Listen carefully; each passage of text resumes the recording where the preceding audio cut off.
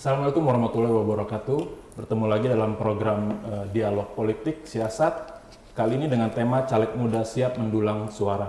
Bersama saya sudah ada dua bakal calon legislatif yang usianya masih muda. Ada Rian Panji Irawan, Bacalek dari Partai Demokrasi Indonesia Perjuangan ya. Siap. Ya.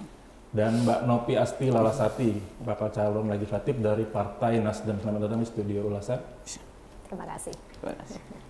Boleh tanya dulu nih, usia kalian berapa? Dari Mas Rian dulu. Kalau saya 25, tapi tahun ini masuki 26. 26 ya? Iya, Masih tahun ini masuki 26. sangat muda. Saya selisih 1 tahun lebih tua, tahun ini akan masuk usia 27. 27 tahun. Oke, sekarang kalian berdua lagi memasuki tahap apa di partainya masing-masing? Kalau Sudah mulai pendaftaran atau belum? Kalau untuk pendaftaran di partai itu sudah dan juga udah diajukan ke DPP itu pimpinan pusat. Nah, kalau untuk di daerah itu kota belum di KPU kota belum ada melakukan pendaftaran karena KPU-nya juga belum buka. Oke. Enggak, tapi di internal proses ininya pendaftaran dari bakal calonnya Sudah selesai. sudah. Sudah. Masuk ya. Tinggal susunannya belum? Nanti dapil-dapilnya segala macam. Dapilnya sudah, susunan nomor urut masih di DPP, cuman bocorannya sudah dapat. Itu sudah semua. Kalau di Nasdem sendiri? Nasdem kita sudah menentukan dapil dan kita sudah rutin juga melakukan konsolidasi dan koordinasi tiap dapil ya dengan bacalek-bacalek lainnya. Untuk penetapan KPU kita akan selesaikan juga di bulan April Mei ini, tapi yang pasti baru-baru ini kami dari Partai Nasdem itu juga sudah mengadakan ya semacam fit and proper, kita ada presentasi, strategi dan program kita. Sudah, dan itu menjadi masukan untuk DPP kita juga begitu ya. Saya rasa sejauh ini sih tinggal mempersiapkan untuk KPU, pendaftaran di KPU-nya. Ya. Mau tanya nih, apa yang mendorong Anda berdua ini terjun ke dunia politik? Apakah ada pengaruh dari orang tua atau latar belakang pendidikan Anda sendiri? Boleh saya duluan atau Boleh. Rian duluan? Silakan. Kalau saya bisa menjamin bahwa tidak ada dinasti politik ya, bapak saya penggiat bonsai, ibu saya guru PAUD, jadi itu clear dinasti politik tidak ada. Yang kedua adalah saya menempuh S2 saya di Belanda, baru saja pulang ke Indonesia bulan September lalu dan S1 saya di UGM. Keduanya tidak berhubungan dengan politik. Jurusannya nggak ada dengan Jurusannya politik. berhubungan dengan perencanaan infrastruktur dan tata kota. Tapi setelah saya di Belanda, kenal dengan anggota parlemen di sana, wali kota di Groningen, saya paham betul bahwa intervensi kebijakan di bidang lingkungan, tata kota, itu nggak bisa kita arahkan atau kita serahkan saja kepada, mohon maaf, anggota-anggota dewan yang senior-senior ini yang biasanya intervensi kebijakannya lebih banyak pada politik ekonomi. Akhirnya saya pikir anak muda harus masuk, memberikan warna baru, itu sih. Oke. Mas Rian? Kalau saya ya untuk background dari keluarga dulu ada bapak menjabat sebagai di partai politik juga di partai yang sama di PDI Perjuangan, juga menjabat sebagai di dewan juga selama 3 periode. Nah tapi kalau untuk maju caleg ini memang keinginan dari saya sendiri. Jadi memang udah ada kultur ya, ngobrol-ngobrol pun ngobrol-ngobrol politik. ngobrol politik juga tapi nggak selalu ngobrol politik. Sering ikut Bapak dulu berkegiatan? Sangat sering. Bahkan dari kecil saya sering ikut beliau sosialisasi. Jadi sedikit banyaknya tentang politik itu saya sudah mendalami lah karena seperti itu. Generasi keduanya PDIP di sini lumayan banyak kan? Misalnya di Batam tuh dari putranya Pak Romo. Kalau beliau itu Samad maju dan segala macam. kalau untuk menantunya ya di dewan, tapi kalau untuk yang perempuan itu maju ke DPD. Nah itu kan kalau DPD itu non partai, jadi individu. Berarti relatif nggak ada kesulitan dong, apa namanya bergaulnya terus memulai kehidupan di lingkungan politik karena masih ya mungkin kawan orang tua atau juga udah terbiasa bertemu mungkin sebelumnya? Kalau yang sebelumnya, kalau yang dulu timnya Bapak itu ya tidak terlalu merasa kesulitan karena sudah didasari dengan beliau sebelumnya. Tapi kalau untuk yang baru-baru ya saya harus menemukan metode saya sendiri untuk melakukan pendekatan-pendekatan mungkin ke orang tua yang belum pernah orang tua yang belum pernah, yang mungkin dulunya tidak mendukung beliau, saat ini ingin mendukung saya. Jadi kan otomatis itu masa saya sendiri. Jadi saya harus memiliki konstituen sendiri ya? Konstituen sendiri, jadi harus punya metode sendiri untuk melakukan pendekatan-pendekatan tersebut. Di PDIP sendiri Rian masuk di kepengurusan atau kader saja? Kalau untuk di pengurusan saya masuk di sayap partai dan badan partai. Di sayap partai itu saya sebagai sekretaris DPC Repdem itu relawan perjuangan demokrasi. Kalau di badan itu di Badiklada, Badan Pendidikan dan Pelatihan Daerah Provinsi, itu di bagian kaderisasi. Oke, kalau Mbak Asti sendiri di Nasdem, sudah lama jadi kader Nasdem atau pas sudah mendekati pemilu nih ditarik atau Anda sendiri yang ini agak lucu ingin sih. bergabung? Ya saya harus cerita bahwa saat itu bulan Mei 2022 saya di Belanda. Seperti yang saya bilang, saya ketemu wali kota Groningen, ada percakapan di sana dan saya nelpon orang tua. Saat itu saya bilang ibu saya bahwa kayaknya saya mau nyalek, saya bilang. Ibu saya sempat kaget, loh nggak ada angin nggak ada hujan, kamu S2-nya tata kota beasiswa gitu ya, kuliah di film dokumenter, kenapa nyalek? Dan memang anak muda biasanya apatis ya dengan politik, seringkali itu stigmanya. Setuju. Tapi setelah saya mendalami hasil tesis saya sendiri ya bahwa nggak bisa nih kalau kita nggak masuk ke dalam pemangku kebijakannya, perumusan kebijakan itu, siapa yang mengawal regulasi sampai uangnya cair, kurang lebih kayak gitu. Ibu saya cuma bilang, kamu mau pilih partai apa, kamu yang riset gitu ya. Orang tua mendukung dan saya melakukan riset kecil-kecilan partai mana yang ingin saya pilih di level kota, karena memang caleg DPRD kota gitu ya. Sehingga akhirnya memilih Nasdem, dan itu saya nelpon sekretaris DPD-nya kota, Pak Salam, beliau langsung yang, Mbak, kita tunggu aja pulangnya ke Indonesia. Itu bulan Mei saya balik ke Indonesia 7 September. Jadi tidak pernah ditarik partai, saya betul-betul mengajukan diri sendiri, ngantar formulir registrasi, dan hingga hari ini memang menjadi kader partai Nasdem, banyak mendapatkan wejangan penerimaan yang cukup baik dari teman-teman di partai ya, kakak-kakak semua. Jadi Mbak Asti ini dewasa sebelum waktunya ya, jadi udah mikirnya udah jauh ke sana. Mantesan deh. Kebiasaan nulis kayaknya, riset ya. Ya, jadi apa nih dasarnya yang bikin Anda maju sebagai caleg? Realnya? Satu hal yang pasti waktu itu saya ketemu dengan Yakes, ini sepertinya udah jadi kayak alasan umum waktu itu saya selalu ditanya kenapa nyalek. Saat itu si bapak ini adalah lulusan yang sama dengan saya, perencanaan infrastruktur, dan beliau bilang terlalu banyak gitu ya orang-orang saintek kayak kami, sains teknik yang tidak mau masuk dunia politik, dan terlalu banyak pula kebijakan publik yang menggagalkan perencanaan infrastruktur karena politikus nggak paham saintek. Itu satu.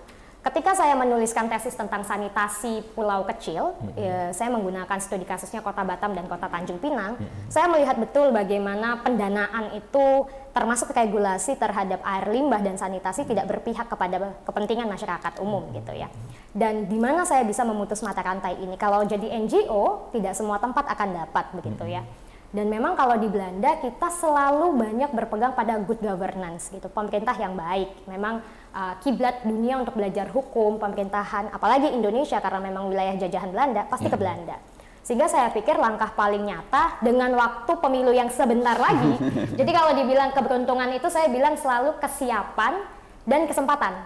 Saya merasa kesempatannya ada dan saya tengah mempersiapkan diri. Siapa tahu saya beruntung bisa langsung memutus mata rantai masalah sanitasi itu. Kenapa di Batam pilihnya?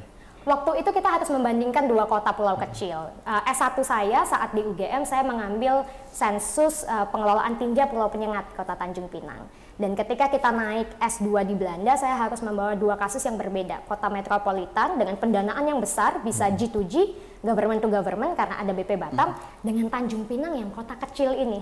Dan karena saya orang Tanjung Pinang, walaupun saya sudah jauh ke Belanda, saya pikir saya harus pulang. Dan satu-satunya cara pengabdian yang saya pikir paling dekat, kesempatannya paling baik, dan saya rasa mampu dipercaya teman-teman ya politik, jadi caleg gitu. Oke, Mas Rian sekarang. Apa yang mendorong Anda maju jadi legislatif? Kalau saya, karena gini, saya sering beberapa kali nongkrong bareng teman-teman, jadi membahas tentang apa sih yang bisa kita lakukan di masa muda ini selain berwirausaha. Nah, jadi ayo kita berpolitik. Nah, berpolitik, emang politik itu kan di partai. Jadi anak muda sekarang ini tidak semua, hanya beberapa memandang politik itu harus berpartai. Nah, sementara politik itu tidak hanya sebuah metode gimana untuk kita harus memutuskan di situ berdiskusi. Nah, setelah berdiskusi baru kita memutuskan. Nah, jadi kawan-kawan inilah, ayo kita berpolitik segala macam. Jadi ketika saya memutuskan untuk berpolitik itu dasarnya ya dari teman-teman, dari ada harapan teman-teman untuk berharap Yan maju Yan, kami support, kami backup dari belakang apa yang bisa kita buat. Nah, dari semangat teman-teman inilah saya ingin maju ke legislatif dan jadi aspirasi teman-teman semua ini yang bisa kalau saya diamanatkan nanti duduk di dewan bisa tersalurkan seperti itu, Mas. Kalau nanti lolos jadi calon, Anda berharap ada di dapil mana, konstituen Anda yang usia berapa dan seperti apa, dan duduk di komisi berapa yang sesuai dengan passion atau kemampuan Anda sendiri? Kalau saya itu kemarin udah penetapan dapil juga di partai sendiri itu di dapil Barat Kota. Nah, Tanjung Pinang Barat, Tanjung Pinang Kota. Nah, kalau untuk duduk nanti di komisi itu di Komisi 1, Hukum, Pemerintahan dan Pendidikan. Nah, kenapa pendidikan?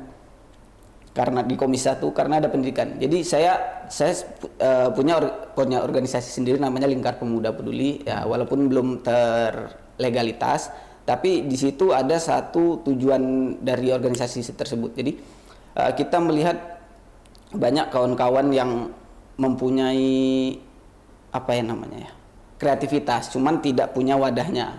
Jadi dengan adanya terbentuknya organisasi itu kemarin kita sudah membentuk bikin acara yaitu tentang diskusi peran pemuda terhadap Kota Tanjung Pinang. Nah, terus kita juga punya divisi usaha, itu kita pernah ada namanya Let's Go Kurir. Nah, Let's Go Kurir itu salah satu divisi usaha dari Lingkar Pemuda Peduli. Jadi dari teman-teman ini kita di Lingkar Pemuda Peduli itu kreativitas kita naikkan seperti itu. Nah, juga cita-cita saya itu kan banyak anak-anak yang putus sekolah. Nah, anak-anak muda yang bukan muda, masih kecil bahkan sudah tidak sekolah. Nah, cita-cita saya itu ingin membuat satu lembaga pembelajaran lah. Nah, itu kita bisa memanfaatkan fasum-fasum pemerintah yang ada. Nah, kemudian kita rekrut lah mereka itu. Nah, kita pilah mereka ini ada yang potensinya di mana? Ada yang di seni kah? Ada yang di akademis kah? Atau ada yang di melukis atau segala macam itulah. Nah, kita Tanjung Pinang ini kan pariwisatanya sangat lumayan banyak. Nah, salah satunya itu Penyengat sebagai destinasi wisata. Nah, kenapa tidak masyarakat sendiri itu bisa menjadi ya kalau kita tour guide gitu. Nah, diberdayakan jadi tour guide karena sekarang juga karena bahasa Inggris juga sangat penting, salah satu bahasa yang sangat penting untuk era saat ini karena persaingan juga di perusahaan-perusahaan juga yang kalau diutamakan bahasa Inggris dan bahasa asing itu harus diutamakan kan. Nah, dari kalau untuk anak tempatan, nah bisa bahasa luar, bisa bahasa Inggris. Nah, jadi ada peluang-peluang usaha, peluang-peluang rezeki yang bisa kita ciptakan dari situ gitu. Nah, Oke. Mbak Asti, gimana membangun komunikasi politik dengan dapil? Udah ada penetapan sudah dapil, ada penetapan dapil ya. Bagaimana Anda membangun komunikasi politik dan kalau seandainya lolos terpilih Anda ingin ada di komisi berapa? Tentu kalau saya sekarang di Dapil Bukit Bestari, ada pertimbangan kenapa Bukit Bestari. Satu, karena saya memang menangani isu lingkungan, sanitasi, air bersih, termasuk drainase, banjir gitu ya. Ada Pulau Dompak di sana, ada beberapa titik banjir yang belum terselesaikan. Yang kedua, komunikasi politik. Tentu saja saya sudah berusaha belajar politik, walaupun sebenarnya anak saya. Jadi ada beberapa teman-teman dari mantan pegawai KPK yang saya datangi, calon Bupati Pasuruan waktu saya ke Surabaya Desember tahun lalu ya. Saya juga belajar dari Bapilu Nasdem ya, Badan Pemenangan Pemilu di sana ada orang tua kami, senior kami. Akhirnya saya coba petakan potensi elektoral itu dan tidak mudah. Tentu Rian juga paham betul bagaimana sebenarnya anak muda ini, caleg muda sebenarnya berbeda dengan incumbent ya, maksudnya orang-orang tua ya yang sudah pernah nyalek. Karena memang anak muda pemilihnya juga nggak ketebak sebenarnya siapa yang mau mereka pilih, partai mana. Dan ini yang akhirnya bikin angka-angka potensi elektoral kami juga sebenarnya abu-abu. Tapi komunikasi politik yang coba saya lakukan bersama teman-teman terdekat dari satu kedai kopi ke kedai kopi lain, dari satu teman SMP. Tapi kebetulan suka ngopi ya? Suka ngopi dan pernah ngebarista waktu di Jogja. gitu ya. Jadi cukup aman posisinya Iya. ya. Akhirnya bisa sebelum ngomongin politik, saya ngomongin dulu buku, kopi, dan itu berjalan. Agar cair ya. Betul, sampai akhirnya ada kelompok-kelompok yang bilang saya nggak di Dapil Bukit Bestari, tapi saya punya tante di sana gitu ya. Kami amankan suara. Dan orang tua saya pun saya berKTP Tanjung Pinang Timur, keluarga besar juga di Tanjung Pinang Timur. Kenapa Dapil Bukit Bestari? Satu yang ingin saya buktikan, jika memang saya duduk murni ini karena pilihan rakyat, orang-orang yang tidak berpengaruh dengan keluarga inti saya. Itu yang pengen saya coba jaga. Komisi mana yang akan saya pilih? Tentu udah ketebak, Komisi 2. Karena urusannya nanti ya? itu ya, iya Kesehatan jatuhnya dan tata kota ekonomi. juga nanti ada OPD di sana yang harus kita ajak Memantengin kerjasama. anggaran ya. Betul, jatuhnya. Tapi yang penting Anda berdua tahu lah ya fungsi dan tugas DPRD Iya. sehingga masyarakat bisa menitipkan amanah kepada Anda berdua. Isu-isu relevan apa yang saat ini Anda berdua cermati di Tanjung Pinang ini yang mestinya harus segera diatasi lah. Kayak kita ini ibu kota provinsi ya, butuh saya sih berharap kayak DPRD-nya tuh kritis. Iya. Kritis supaya ya bukan ini ya, tapi pengen maju gitu, bukan menjatuhkan atau apa gitu ya. Tapi kita pengen kota ini benar-benar maju, bersaing dengan daerah lain, bahkan harus selevel lah dengan Batam, dengan maksud dan tujuan tertentu. Misalnya kalau di Batam sudah ditetapkan sebagai kawasan industri. Ya oke, kita budaya misalnya atau apa. Silakan, isu relevan apa nih yang harus segera di... Baik, sesuai dengan bidang kemampuan yang saya punya, tentu saya bicara soal kapasitas dari pendidikan saya dan pengalaman. Kemarin saya juga sudah menggodok nih isu strategis yang paling penting yang ingin saya bahas, tentu infrastruktur ya. Di Tanjung Pinang sebagai ibu kota provinsi, kita bisa lihat bagaimana pembangunan infrastruktur cukup lamban gitu. Termasuk tadi ngomongin misalnya Rian ngomongin Pulau Penyengat jadi tempat wisata yang besar karena juga sudah jadi UNESCO Heritage. Tapi hasil penelitian saya 2018 hingga 2019 dan ini sifatnya sensus juga sudah jadi jurnal internasional dengan Pusat Studi Lingkungan Hidup UGM, sanitasi di sana masih buruk. Ambil contoh MCK umum, katakanlah septic tank. 70% air di Indonesia sudah tercemar tinja dan kita merasa tidak kritis anggota DPRD kita di Kota Tanjung Pinang. Padahal isu air bersih itu sampai hari ini dari zaman ibu saya lahir sampai saya sekarang gede masih PDAM macet katakanlah. Orang Dompak masih harus pakai sumur yang ada di lapangan bola. Ketika musim kemarau itu sudah tidak diatur gitu ya. Regulasi sanitasi, air limbah dan air bersih belum ada perdanya. Sehingga akhirnya dana alokasi khusus lah yang akhirnya sangat digunakan untuk pengelolaan air dan sanitasi. Kemana anggota dewan, kemana eksekutif kita. Ini yang harus ada intervensi kebijakan lingkungan yang biasanya memang anak-anak muda yang lebih sering ngomongin itu di Twitter. Isu ini yang mungkin jarang dibahas. Dan biasanya perempuan tidak dipercaya ngomongin isu itu karena dianggap isu domestik.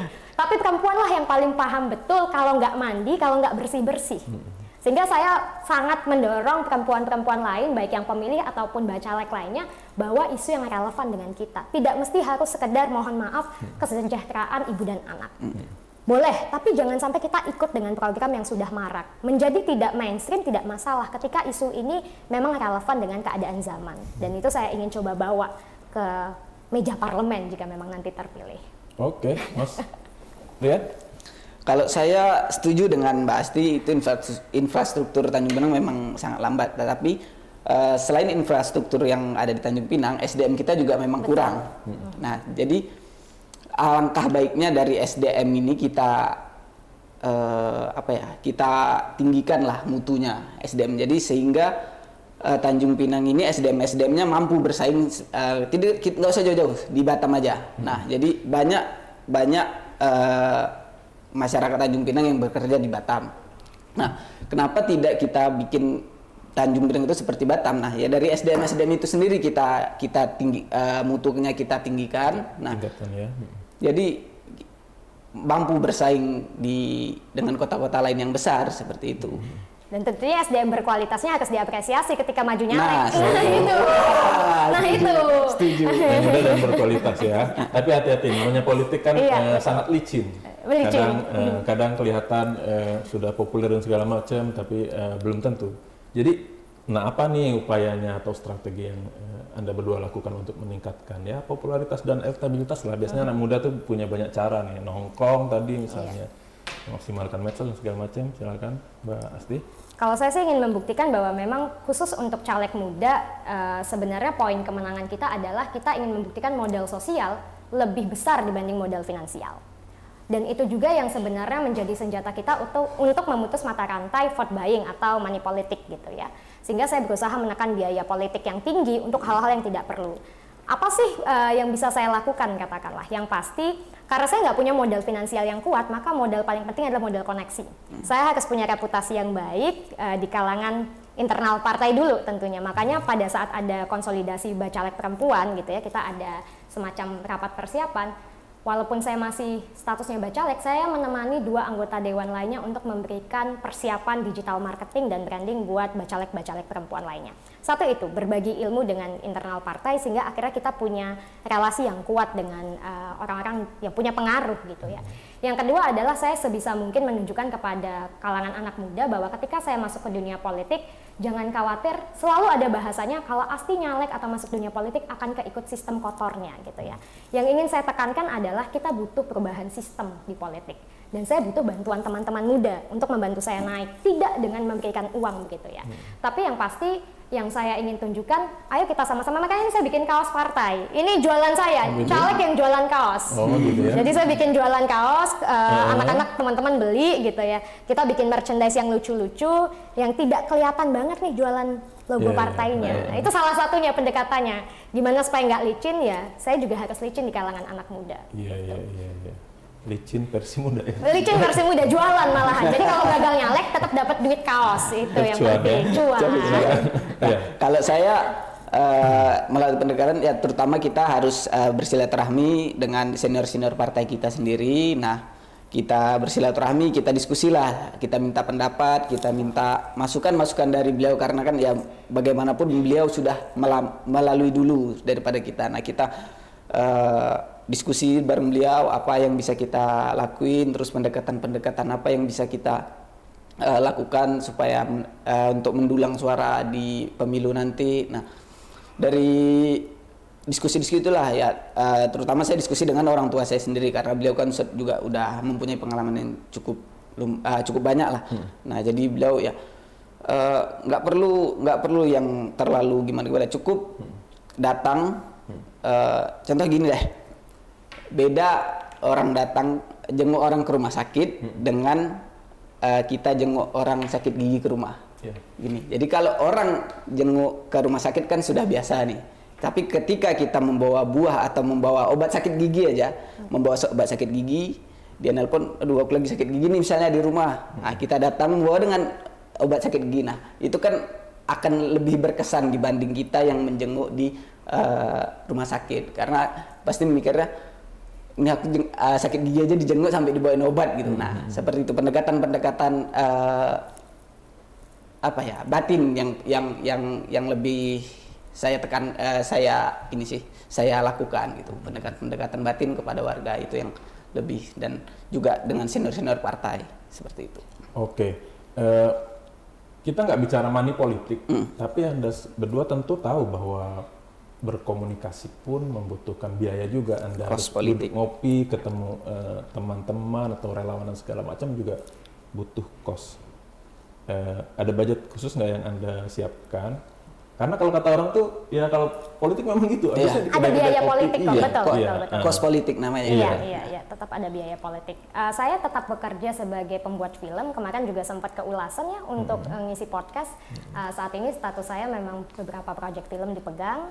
Jadi dari awal juga saya sudah memberitahukan ke tim saya, ke relawan, bahwa bukan dengan berpolitik saya menghasilkan uang, tapi uang yang saya hasilkan jadi kendaraan saya untuk berpolitik gitu ya. Saya masih punya pekerjaan itu. Dan yang kedua, ini juga cara saya tadi soal kaos kampanye ya jatuhnya. Bagaimana ketika teman-teman saya bilang bisa nggak kaosnya diminta? Enggak, kalian harus beli karena ini adalah ide di belakang tuh ada tulisannya, ini calegnya gitu ya, si talk shit, maksudnya adalah dia berbicara soal tinja dan sanitasi.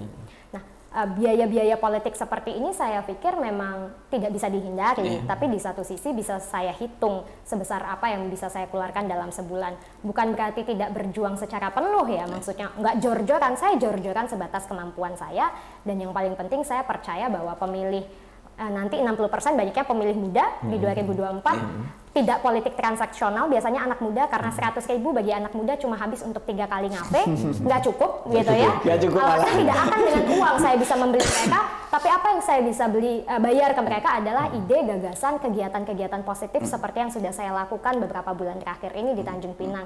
Kita ada penayangan film, kita ada diskusi, kita bawa buku ke kafe-kafe, kita banyak hal-hal positif yang bisa saya lakukan tanpa mengeluarkan modal uang yang besar. Gitu sih. Mas Irin silakan. Oke, kalau tadi setuju, kos politik itu memang tidak bisa dihindari. Saya juga saat ini masih bekerja di Hotel Sampurna Jaya.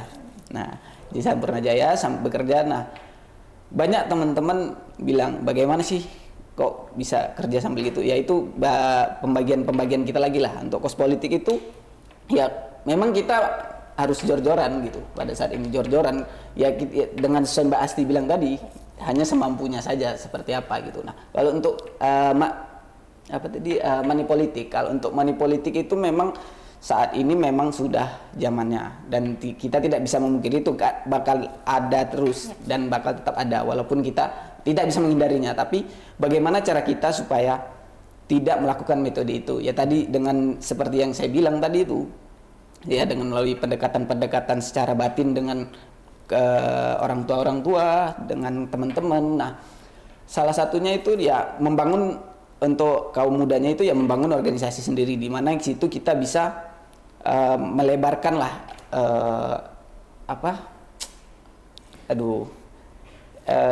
jati diri terus kreativitas. Nah, kreativitas kita untuk mengembangkan diri kita. Nah, jadi kita dalam satu lingkup itu kita bisa berdiskusi, bisa mengembangkan ada nggak unit-unit usaha yang bisa kita lakukan dalam perkumpulan itu. Nah, dari situ ya menarik hati mereka lah. Oh, kayaknya dia ini cocok gini seperti ini. Nah, mengambil hatinya seperti itu. Nah, itu kan bakal mengurangi kos politik yang bakal kita keluarkan dengan pendekatan-pendekatan seperti itu. Oke. Kalian terjun ke dunia politik masih bisa menikmati masa muda kalian, misalnya main game atau apa segala macam? Ya? Sangat masih, Mas. Masih bisa ya? Sangat masih. Tapi berkurang. Berkurang. Saya malah cara menikmati masa muda, Mas, dengan berpolitik. Oh gitu ya? Iya. Main game juga nggak? Ini cara saya main game sebenarnya, bahkan gitu lebih ya? nyata jatuhnya. Bukan, yang game online beneran? Online. Mungkin masa muda saya akan berbeda karena saya lebih banyak baca buku, gitu ya. Kemarin saya bawa buku. Kita juga bikin book dating namanya Kencan Suaminya Buku. profesor kayaknya. Amin, mudah-mudahan nanti atau ketum partai siapa tahu. Iya. Wih, Partai, ya. iya. Tapi yang pasti malah ini cara saya menikmati masa muda karena terlalu sedih kalau anak muda apatis politik nanti baru ikut politik pas udah tua. Setuju. Gitu ya. Gelora sekarang itu gelora yang masih idealis, dan saya menikmati kalau dijulukin terlalu idealis Asti. Ya itu yang bisa kami jual sebagai anak muda. Kalau sudah terlalu realistis ikut sistem, ya itu tadi keseret lagi money politik. Nanti tendensi korupsinya tinggi gitu loh. Iya. Sehingga akhirnya saya menjaga Tapi betul kamu misalnya gitu gini, loh. diajak mabar nggak bisa nih Asti karena nggak main game. Tapi saya bisa bikinin film, ngeditin video, jago, iya, nulisin puisi boleh kalau Boleh misalnya gitu, ini. gitu. Nah, bisa kan? Jadi kan spend waktu berapa lama untuk main game dan segala macam? Kalau untuk Karena mungkin gaya bicara Anda karena Anda orang politik jadi nggak enak nanti kalau mabar misalnya di ulti dan segala macam. Kalau Bahasa-bahasa untuk politiknya keluar. main game saya udah nggak pernah lagi lah belakangan ini. Tapi cuman kalau untuk teman main game ya udah mereka teman. Cuman kalau mereka main itu ya saya ngerti. Jadi walaupun saya tidak main game tapi saya ngerti. Jadi kalian lagi main apa sih, main contoh PUBG. Nah, saya ngerti. Oh, gini ya. Setidaknya nyambung aja gitu dalam obrolan mereka main ya kan sambil ngobrol. Jadi ya kita tetap nyambung juga seperti itu. Nah, setuju dengan yang Mbak Asi bilang kayak anak muda itu apatis terhadap politik. Jadi gimana sih cara sebenarnya pandangan politik kita itu harus luas gitu, harus harus melihat dari sisi banyak hal ya. Contoh politik itu tidak hanya mengenai tentang caleg, tentang partai. Politik juga bisa menjadi salah satu peluang untuk mencari rezeki kita di situ.